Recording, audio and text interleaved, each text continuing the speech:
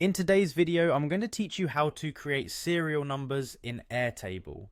Airtable is a versatile platform that combines the features of a database and a spreadsheet, making it an excellent tool for organizing all kinds of data. Adding serial numbers can be particularly useful for tracking items, managing inventory, or organizing a sequential list. Let's dive right in. First, you'll want to start by navigating to the Airtable website.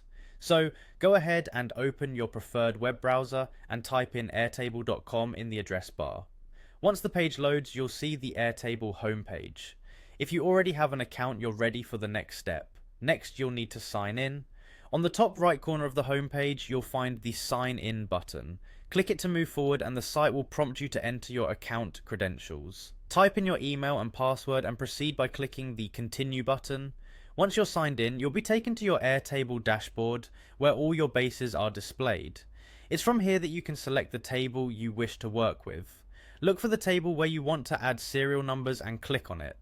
This step will bring up the detailed view of your chosen table, showcasing all its records and fields. Now focus on adding a new field. To do this, spot the plus sign labelled Add Field towards the right end of your table's header.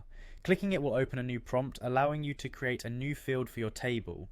When naming this field, choose something intuitive such as serial number to keep your data organized and easy to understand. After you've named the field, you'll want to set its type to auto number. This is crucial because the auto number feature automatically generates a unique number for each record, thus creating your serial numbers. In the field type drop-down, type auto number into the search bar. When it appears, go ahead and select it.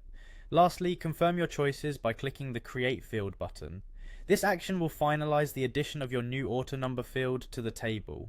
Now your records will each have a distinct serial number automatically assigned, simplifying tracking and organization. There you have it, you've successfully created a serial number field in Airtable. This new addition will help enhance your data management by providing a simple yet efficient way to keep everything in order.